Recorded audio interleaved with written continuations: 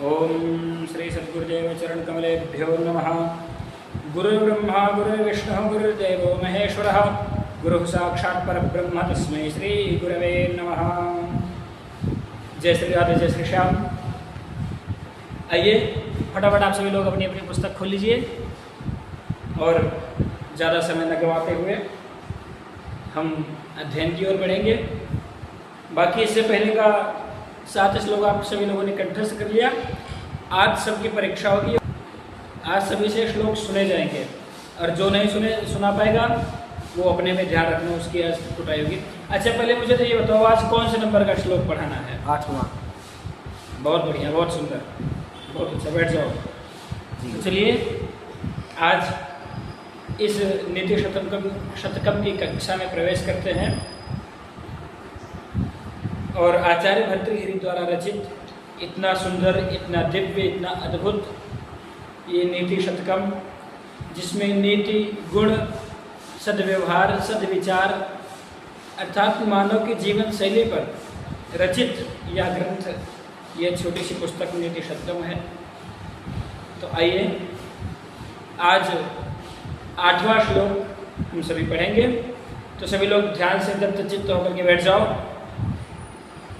और ध्यान देकर के श्लोक को सुनेंगे। यदा किंचित जीवहम द्वीप एव मदान्धः समभवः तदा सर्वज्ञोऽस्मि त्यभवदवलिप्तं मम मनः।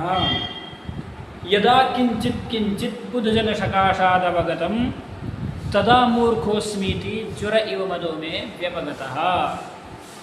आचार्य भर्तृहरि जी कहते हैं, उस व्यक्ति के बारे में समझाते हैं कि जैसा कि शुरू से पहले, दूसरे, तीसरे ऐसे क्रमशः 7 श्लोकों तक आपने पढ़ा कि मूर्ख व्यक्ति का लक्षण क्या होता है, कैसे हम पहचाने किसी व्यक्ति को कि ये मूर्ख है या विद्वान है अथवा दिमागदार है, बुद्धिमान है। तो उसी की लक्षण, ऐसे ही व्यक्ति के लक्षणों को आचार्य भर्तृहरि जी अपने श्लोकों के माध्यम से समझा रहे हैं और उसी का अध्ययन इस समय चल रहा है। तो आज के 8वें श्लोक में बताया गया कि मूर्ख अपने आप में क्या सोचता है। मूर्ख अर्थात लव ज्ञान दुर्विदग्ध व्यक्ति, जिसको थोड़ा सा ज्ञान है और उसी थोड़े से ज्ञान में अपने आप को सर्वस्व मान बैठा है कि दुनिया का सबसे बड़ा विद्वान मैं ही हूँ। तो क्या? यदा किंचित ज्योहम, जब किंचित बहुत थोड़ा सा अल्प मात्र मुझे कुछ आता था, तो क्या? द्वीप इव मदान्धः समभवम्। द्वीप कहते हैं हाथी को, हाथी का एक नाम द्वीप भी है। तो मैं जब एकदम अकिंचन था, जब मेरे को विशेष शास्त्रों के बारे में ज्ञान नहीं था, तब मैं कैसा था? द्वीप इव मदान्धः समभवम्। हाथी के समान मदान्ध होकर के मैं चलता था कि भाई इस संसार में मेरे समान विद्वान कोई नहीं है। फिर और इस प्रकार चलते हुए, इस प्रकार विचरण करते हुए, अपने आप को समाज में रखते हुए सोचता क्या था कि सर्वज्ञोऽस्मीति, मैं ही सर्वज्ञ हूँ। ऐसा मेरे मन में एक अभिलिप्सा हो गई थी कि भैया जो कुछ भी हूँ मैं ही हूँ। ऐसा अवलिप्त हो गया था मेरा मन, मद में, घमंड में, अहंकार में। तदा सर्वज्ञोऽस्मीति त्यभवदवलिप्तं मम मनः, मेरा मन लिप्त हो गया था। फिर आगे क्या हुआ उसके साथ? यदा किंचित किंचित, जब थोड़ा थोड़ा, बुद्धजन सकाशाद अवगतम, जब मैं विद्वान लोगों के साथ में उठना बैठना प्रारंभ किया, उनके साथ जाने लगा। बुद्धजन सकाशाद अवगतम, फिर तदा, तब, मूर्खोऽस्मि, मैं मूर्ख हूँ ऐसा मेरे को आभास हुआ। तदा मूर्खोऽस्मीति ज्वर इव मदो में व्यपगतः। जब मैं बड़े बड़े विद्वानों के साथ में उठना बैठना प्रारंभ किया, उनकी सभाओं में जाने लगा, वहाँ से मेरे को कुछ ज्ञान प्राप्त हुआ, तब मेरे मन में, तब मुझे ऐसा लगा कि अरे मैं तो मूर्ख हूँ, मुझे कुछ आता ही नहीं।